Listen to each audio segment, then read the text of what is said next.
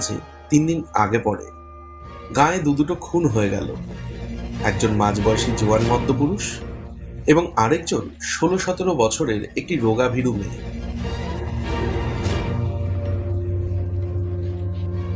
গায়ের দক্ষিণে ঘোষেদের মজাপুকুরের ধারে একটা মরা গজারি গাছ বহুকাল থেকে দাঁড়িয়ে আছে।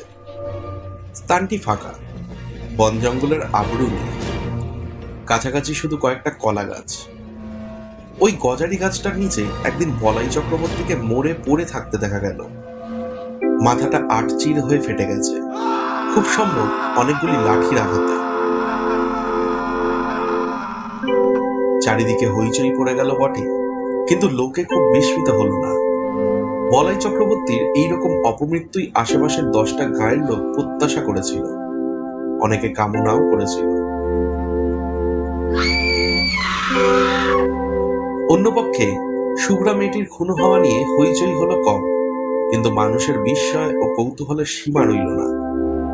গৃহস্থ ঘরে সাধারণ ঘরোয়া মেয়ে, গায়ের লোকের চোখের সামনে 8-10টা মেয়ের মতো বড় হয়েছে। বিয়ের পর শ্বশুর বাড়ি গেছে এবং মাসখানেক আগে যথারীতি বাপের বাড়ি ফিরে এসেছে বলে বিয়েবার জন্য। পাশের বাড়ির মেয়েরা পর্যন্ত কোনোদিন কল্পনা করার ছুতো পায়নি যে মেয়েটার জীবনে খাপ ছাড়া কিছু লুকোনো ছিল। এমন ভয়াবহ পরিণামের নাটকীয় উপাদান সঞ্চিত হয়েছিল। গায়ে সবশেষের সাজের বাতিটি বোধহয় যখন সবে জ্বালা হয়েছে, তখন বাড়ির পিছনে ডোবার ঘাটে শুভ্রার মতো মেয়েকে কে বা কারা যে কেন গলা টিপে মেরে রেখে যাবে ভেবে উঠতে না পেরে গা শুদ্ধ লোক যেন অপ্রস্তুত হয়ে রইল। বছর দেড়েক মেয়েটা শ্বশুর বাড়ি ছিল, গায়ের লোকের চোখের আড়ালে। সেখানেই কি এই ভয়ানক অঘটনের ভূমিকা গড়ে উঠেছিল? দুটো খুনের মধ্যে কি কোনো যোগাযোগ আছে? 20-30 বছরের মধ্যে গায়ের কেউ তেমনভাবে জখম পর্যন্ত হয়নি, আর যখন হলো পরপর একেবারে খুন হয়ে গেল দুটো। তার একটি পুরুষ, অপরটি যুবতী নারী।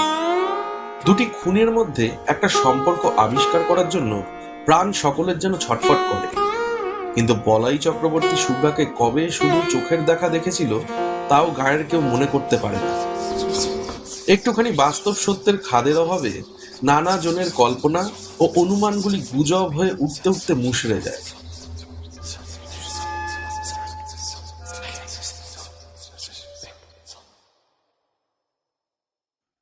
বলাই চক্রবর্তীর সম্পত্তি পেল তার ভাইপো নবী।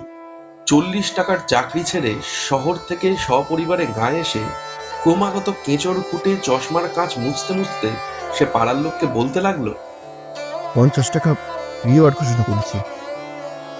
কাকাকে যারা অমন মার মেরেছে তাদের যদি ফাঁসি কাটে জুড়তে না পারি।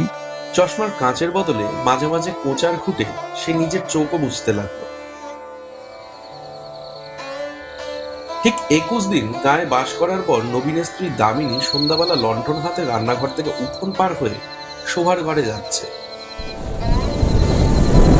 কোথা থেকে অতি মৃদু একটু দমকা বাতাস বাড়ির পূব কোণে তেঁতুল গাছের পাতাকে নাড়া দিয়ে তার গায়ে এসে লাগলো।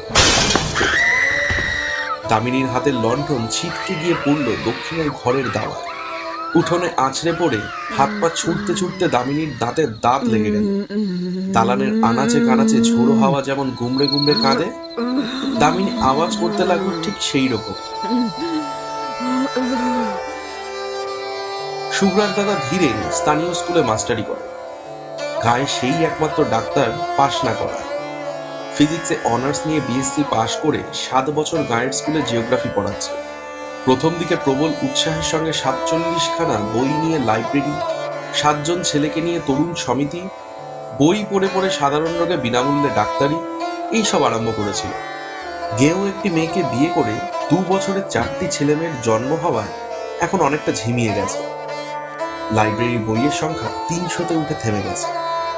তার নিজের সম্পত্তি হিসাবে বইয়ের আলমারি তার বাড়িতেই তালাবন্ধ হয়ে থাকে।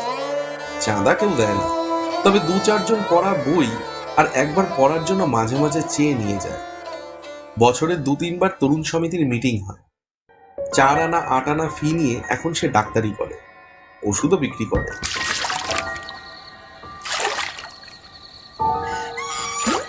ধীরেনকে যখন ডেকে আনা হলো, কলসি কলসি জল ঢেলে দামিনীর মূর্ছা ভাঙা হয়েছে।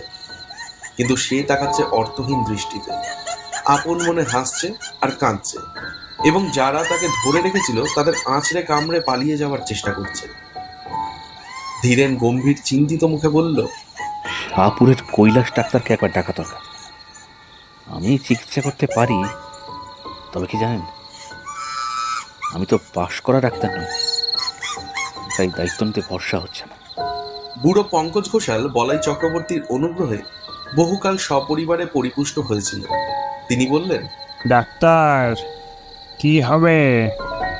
তুমি আমার কথা শোনো বাবা নবীন, কুঞ্জকে অবিলম্বে ডেকে পাঠাও। গায়ের যারা ভিড় করেছিল তারা প্রায় সকলেই বুড়ো ঘোষালের কথায় সায় দিল। নবীন জিজ্ঞেস করল, তা কুঞ্জ কত নেয়?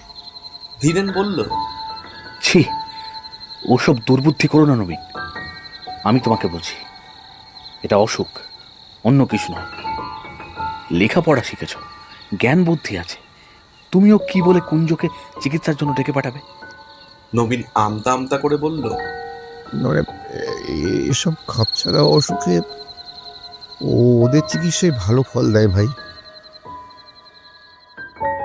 বয়সে নবীন ৩-৪ বছরের বড়, কিন্তু এককালে দুজনে একসঙ্গে স্কুলে একই ক্লাসে পাশাপাশি বসে লেখাপড়া করত। বোধহয় সেই খাতিরেই কৈলাস ডাক্তার ও কুঞ্জ মাঝি দুজনকে আনতেই নবীন লোক পাঠিয়ে দিল। কুঞ্জই আগে এলো। লোক পৌঁছাবার আগেই সে খবর পেয়েছিল চক্রবর্তীদের বউকে অন্ধকারের অশরীরী শক্তি আয়ত্ত করেছে। কুঞ্জ একজন নামকরা গুণী, তার গুণপনা দেখবার লোভে আরও অনেকে এসে ভিড় বাড়িয়ে দিল। কোথায় দেখি? ভরসা যে ভর করেছে, সহজে ছাড়বে না। ওই বলে সকলকে ভয় দেখিয়ে সঙ্গে সঙ্গে আবার অভয় দিয়ে কুঞ্জ বলল, তবে ছাড়তেই হবে শেষতক।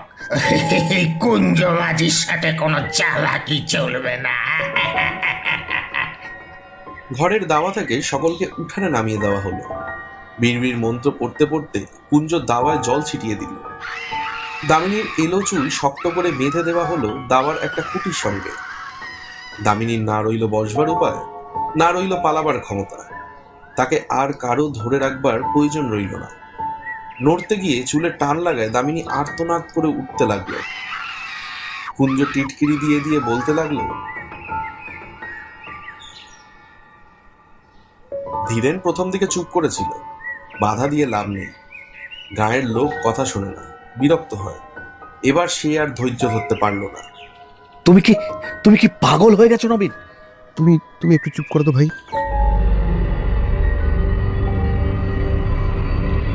উঠানে ৩০-৩৫ জন নারী ও পুরুষ এবং গোটা ৫ লণ্ঠন জড়ো হয়েছে। মেয়েদের সংখ্যা খুব কম, যারা এসেছে বয়সও তাদের বেশি। কম বয়সী মেয়েরা আসতে সাহস পায়নি, অনুমতিও পায়নি। যদি ছোঁয়া লাগে, নজর লাগে বা অপরাধ হয়, মন্ত্রমুগ্ধের মতো এতগুলি মেয়ে পুরুষ দাবার দিকে তাকিয়ে ঘেঁষাঘেঁষি করে দাঁড়িয়ে থাকে। এই দুর্লভ রোমাঞ্চ থেকে তাদের বঞ্চিত করার ক্ষমতা নবীনের নেই। দাওয়াটি যেন একটা স্টেজ, সেখানে যেন মানুষের জ্ঞান বুদ্ধির অতীত রহস্যকে সহজবোধ্য নাটকের রূপ দিয়ে অভিনয় করা হচ্ছে। ঘরের দুয়ারে কুঞ্জ যেন আমদানি করেছে জীবনের শেষ সীমানার ওপারের ম্যাজিক।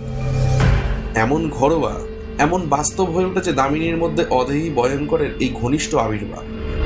ভয় সকলকে ভুলে গেছে, শুধু আছে তীব্র উত্তেজনা এবং কৌতূহল ভরা পরম উপভোগ্য শিহরণ। এক পা সামনে এগিয়ে, পাশে সরে, পিছু হটে, সামনে পিছনে দুলে দুলে কুঞ্জ দুর্বোধ্য মন্ত্র আওড়াতে থাকে।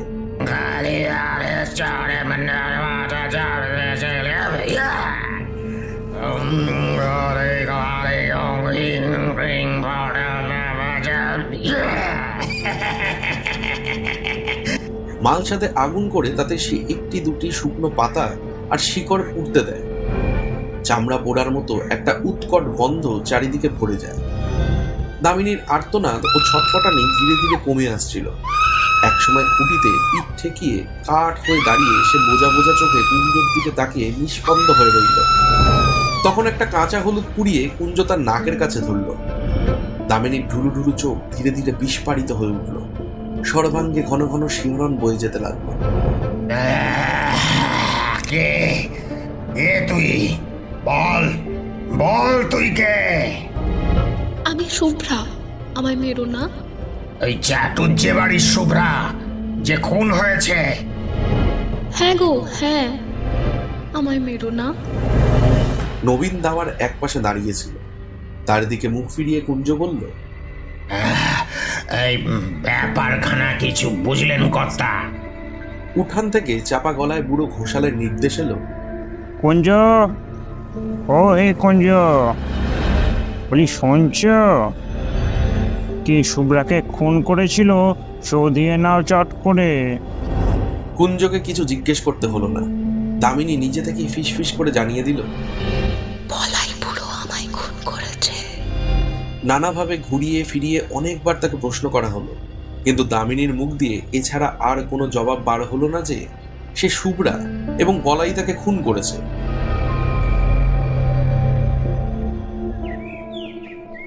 তারপর এক সময় তার মুখ বন্ধ হয়ে গেল, নাকে হলুদ পোড়া ধরেও আর তাকে কথা বলানো গেল না। কুঞ্জ অন্য একটি প্রক্রিয়ার আয়োজন করেছিল, কিন্তু কৈলাস ডাক্তার এসে পড়ায় আর সুযোগ পেল না। কৈলাসের চেহারাটি চমকালো, প্রকাণ্ড শরীর, একমাথা কাঁচা পাকা চুল, মোটা ভুরু আর মুখময় খোঁচা খোঁচা গোঁফদাড়ি। এসে দাঁড়িয়েই ষাঁড়ের মতো গর্জন করতে করতে সে সকলকে গালাগালি দিতে আরম্ভ করলো। কুঞ্জর আগুনের মালসা তার দিকেই লাথি মেরে ছুঁড়ে দিয়ে সে বলল, তারা হারামজাদা, তোর মজা আমি আজ দেখাচ্ছি। তোকে ফাঁসি কাঠে ঝুলোচ্ছি। ওষুধ দিয়ে বৌমাকে আজ মেরে ফেলে থানায় তোর নামে রিপোর্ট দেব যে তুই খুন করেছিস। কৈলাস খুঁটিতে বাঁধা চুল খুলে দামিনীকে ঘরে নিয়ে গিয়ে বলাইয়ের দাদামশাইয়ের আমলের প্রকাণ্ড খাটের বিছানায় শুইয়ে দিল। প্যাট করে তার বাহুতে ছুঁচ ফুটিয়ে গায়ে ঢুকিয়ে দিল ঘুমের ওষুধ। দামিনী কাতর ভাবে বলল, মেরো না, আমায় মেরো না। আমি শুভ্রা, চাটুজ্জে বাড়ির শুভ্রা। তারপর কয়েক মিনিটের মধ্যে সে ঘুমিয়ে পড়ল।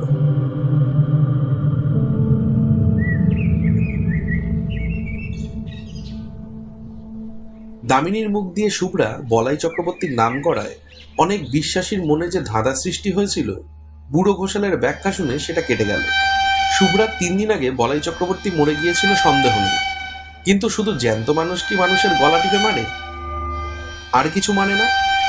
শ্মশানে মশানে দিনক্ষণ প্রভৃতির যোগাযোগ ঘটলে পদ ভোলা প্রতীকের ঘাড় তবে মাঝে মাঝে মোটকে দেয় কিসে? ব্যাখ্যাটা দেওয়া উচিত ছিল কুঞ্জগুণী। বুড়ো ঘোষাল আগেই সকলকে শুনিয়ে দেওয়াতে জোর গলায় তাকে সমর্থন করে নিজের মর্যাদা বাঁচানো ছাড়া তারা আর উপায় রইল না। তবে কথাটাকে সে ঘুরিয়ে দিল একটু অন্যভাবে, যার ফলে অবিশ্বাসীর মনে পর্যন্ত খটকা বাঁধা সম্ভব হয়ে উঠল। বলাই চক্রবর্তী শুভ্রাকে খুন করেছে বটে, কিন্তু সোজাসুজি নিজে নয়, কারণ মরার 1 বছরের মধ্যে সেটা কেউ পারে না। ওই সময়ের মধ্যে সাধ্য শান্তি না হলে তবেই সোজাসুজি মানুষের ক্ষতি করার সম্ভাবনা জন্মায় বা ক্ষমতা জন্মায়। বলাই চক্রবর্তী একজনকে ভর করে তার মধ্যস্থতায় শুভ্রাকে খুন করেছে, তার রক্ত মাংসের হাত দিয়ে। না, যাকে সে ভর করেছিল তার কিছু মনে নেই, মনে কি থাকে?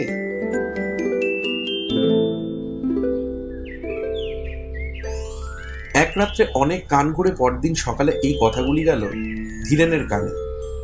অঘ্রাণের উজ্জ্বল মিঠি রোদ তখন চারিদিকে ছড়িয়ে আছে।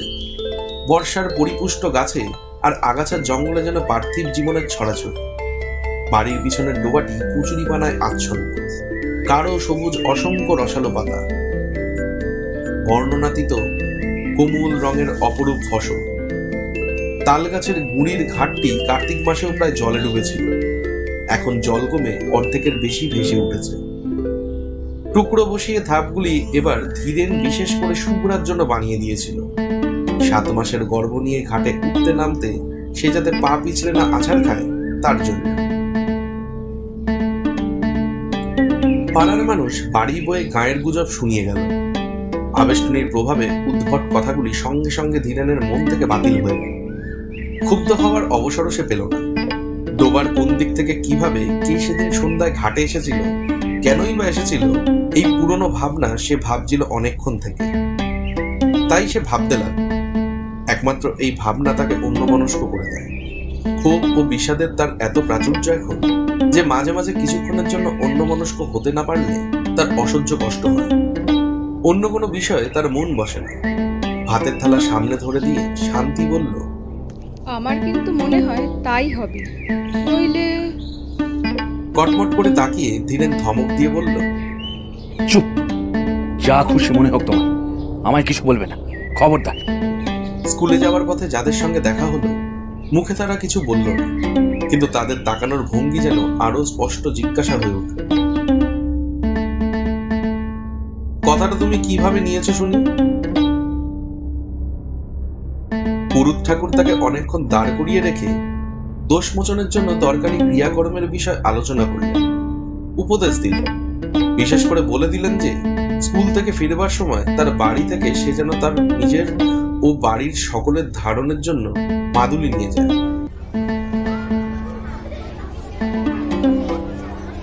স্কুলে পা দেওয়ার পর থেকে ধীরেনের মনে হতে লাগলো সে যেন বাইরের কোনো বিশিষ্ট অভ্যাগত স্কুল পরিদর্শন করতে এসেছে। তার 7 বছরের অভ্যস্ত অস্তিত্বকে আজ এক মুহূর্তের জন্য কেউ ভুলতে পারছে না। প্রথম ঘন্টাতেই ক্লাস ছিল। অর্ধেক ছেলে আড়ষ্ট হয়ে বসে আছে, বাকি অর্ধেক নিজেদের মধ্যে কুচকাচ ফিসফিস করছে। নিজেকে জীবন্ত ব্যাঙের মতো মনে হচ্ছিল। বইয়ের পাতায় চোখ রেখে ধীরেন পড়াতে লাগলো। চোখ তুলে ছেলেদের দিকে তাকাতে পারল না। ঘন্টা কাবার হতেই হেডমাস্টার তাকে ডেকে পাঠালেন। তুমি 1 মাসের ছুটি নাও ধীরেন। 1 মাসের ছুটি? মথুরবাবু এইমাত্র বলে গেলেন আজ থেকেই ছুটি পাবে। আজ আর তোমার পড়িয়ে কাজ নেই। মথুরবাবু স্কুলের সেক্রেটারি। মাইলখানেক পথ হাঁটলেই তার বাড়ি পাওয়া যায়। চলতে চলতে মাঝপথে ধীরেনের মাথাটা কেমন ঘুরে উঠল। কদিন থেকে হঠাৎ চেতনার ঝাঁকি লেগে মাথাটা তার এইরকম ঘুরে উঠছে। চিন্তা ও অনুভূতির আকস্মিক পরিবর্তনের সঙ্গে এই ঝাঁকি লাগে, অথবা এমনি ঝাঁকি লেগে তার চিন্তা ও অনুভূতি বদলে যায়। গাছতলায় কিছুক্ষণ বিশ্রাম করে সে বাড়ির দিকে পা বাড়ালো। মথুরবাবু এখন হয়তো খেয়ে দিয়ে বিশ্রাম করছে। এখন তাকে বিরক্ত করা উচিত হবে না। স্কুল থেকে তাড়িয়ে দেওয়া হয়নি, 1 মাসের ছুটিই দেওয়া হয়েছে। 1 মাসের মধ্যে মথুরবাবুর সঙ্গে দেখা করার অনেক সময় সে পাবে। আজ গিয়ে হাতে পায়ে না ধরাই ভালো। মথুরবাবুর যদি দয়া হয়, যদি তিনি বুঝতে পারেন যে তার বোন খুন হয়েছে বলে দামিনীর ঘোষণার ফলে তার বোনের কাল্পনিক কেলেঙ্কারি নিয়ে চারিদিকে হইচই হচ্ছে বলে তাকে দোষী করা উচিত নয়, তাহলে মুশকিল হতে পারে। ছুটি বাতিল করে কাল থেকে কাজে যাওয়ার অনুমতি হয়তো তিনি দিয়ে বসবেন। এতক্ষণ খেয়াল হয়নি, এখন সে বুঝতে পেরেছে নিয়মিতভাবে প্রতিদিন স্কুলে ছেলেদের পড়ানোর ক্ষমতা তার নেই। চেনা মানুষের সঙ্গে দেখা হয়ে যাওয়ার ভয়ে সে মাঠের পথ ধরে বাড়ি চলেছে। বাড়ি গিয়ে ঘরের মধ্যে লুকোতে হবে। দুর্বল শরীর বিছানায় লুটিয়ে দিয়ে ভারী মাথাটা বালিশে রাখতে হবে। সারা দুপুর ঘরের মধ্যে শুয়ে বসে ছটফট করে কাটিয়ে শেষবেলা ধীরেন উঠোনে বেরিয়ে এলো। মাজা বাসন হাতে নিয়ে শান্তি ঘাট থেকে যখন উঠে আসছিল, ডোবার ধারে প্রকাণ্ড বাঁশঝাড়টার কাছে ছায়ায় মানুষের মতো কি যেন একটা নড়াচড়া করছে। ধীরেন আর্তনাদ করে উঠল, কে ওখানে? কে? শান্তির হাতের বাসন ঝনঝন শব্দে পড়ে গেল। উঠি পড়ি করে কাছে ছুটে এসে ভয়ার্ত কণ্ঠে সে জিজ্ঞাসা করল, কোথায় কে? কোনখানে? বাঁশঝাড় থেকে চীনা গলার আওয়াজ এলো। কি মিস্টার বাবু, আমি বটে, বাস কাটছি। কে তোকে বাঁশ কাটতে বলেছে? শান্তি বলল, আমি বলেছি। খেন্তি পিসি বলল নতুন একটা বাঁশ কেটে আগা মাথা একটু পুড়িয়ে ঘাটের পথে তাড়াতাড়ি ফেলে রাখবো, ভোরে উঠে সরিয়ে দেব, সন্ধ্যের আগে পেতে রাখবো। তুমি যেন আবার ভুল করে বাঁশটা ডিঙিয়ে যেও না। সন্ধ্যার আগেই শান্তি আজকাল রাধা বাড়া আর ঘরকন্যার সব কাজ শেষ করে রাখে।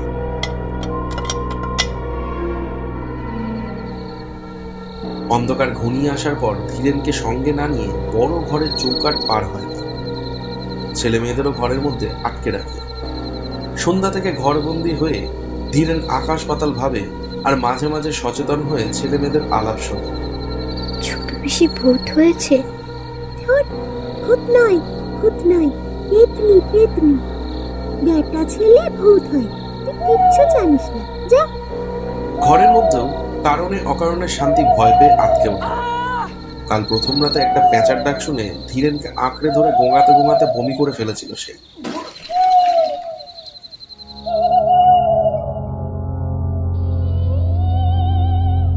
বড় ঘরের দাওয়ায় কূপ প্রান্তে বসে তামাক টানতে টানতে দিনের আলো ম্লান হয়ে এলো।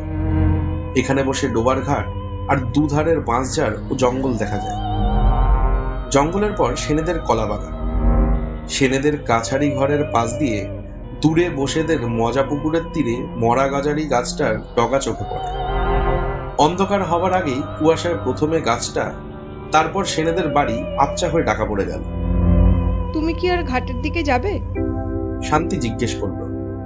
না। তবে বাঁশ পেতে দাও। বাঁশটা পাততে হবে না।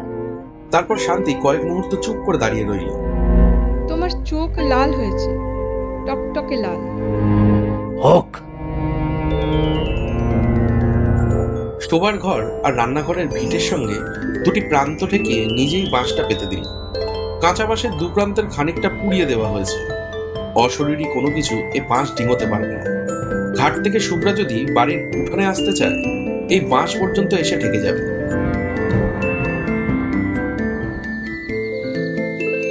আলো জ্বালার আগেই ছেলে মেয়েদের খাওয়া শেষ হলো। সন্ধ্যাদীপ না জেলে শান্তি নিজের খাওয়ার উপায় নেই। ভালো করে সন্ধ্যা হওয়ার আগেই সে তাড়াতাড়ি দ্বীপ জেলে ঘরে ঘরে দেখিয়ে শাঁখে ফু দিল।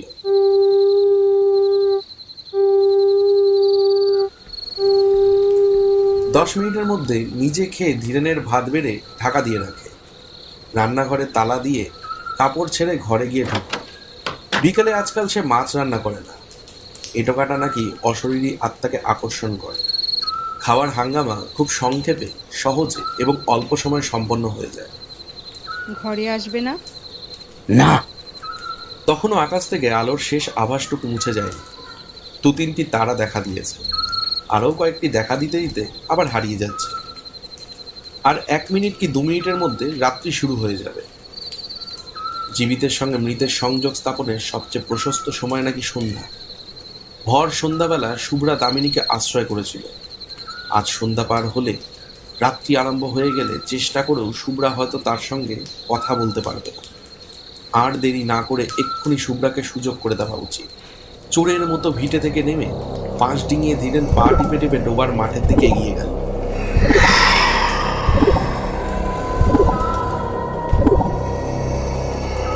অদ্ভুত বিকৃত গলার ডাক শুনে শান্তি লন্ডন হাতে ঘর থেকে বেরিয়ে এল। মাসের ওপারে দাঁড়িয়ে হিংস্র চাপা গর্জনের মতো গম্ভীর আওয়াজে ধীরেন তার নিজের নাম ধরে ডাকাডাকি করছে। গেঞ্জি ও কাপড়ে কাদা এবং রক্ত মাখা, ঠোঁট থেকে চিবুক বেয়ে ফোঁটা ফোঁটা রক্ত গড়িয়ে পড়ছে। বাঁশটা সরিয়ে দাও। কি হয়েছে? পড়ে গেছো নাকি? ডিঙোতে পারছি না, বাঁশটা সরিয়ে দাও। বাঁশ ডিঙোতে পারছে না, মাটিতে শোয়ানো বাঁশ। শান্তির আর এতটুকু সন্দেহ রইল না। আকাশ চেরা তীক্ষ্ণ গলায় সে আর্তনাদের পর আর্তনাদ শুরু করে দিল।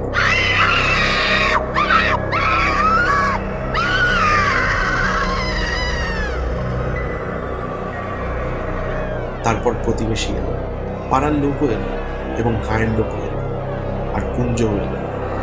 3-4 কলস জল ঢেলে ধীরেনকে স্নান করিয়ে দাওয়ার খুঁটির সঙ্গে তাকে বেঁধে ফেলা হলো। মন্ত্র পড়ে জল ছিটিয়ে মালসার আগুনে পাতা ও শিকড় পুড়িয়ে ঘণ্টা কানেকের চেষ্টায় ধীরেনকে কুঞ্জ নির্ঝুম করে ফেলল। তারপর মালসার আগুনে কাঁচা হলুদ পুড়িয়ে ধীরেনের নাকের কাছে ধরে বজ্রকণ্ঠে সে জিজ্ঞাসা করল, কে তুই? বল কে তুই? ধীরেন বলল, আমি বলাই চক্রবর্তী, ধীরেনকে আমি খুন করেছি।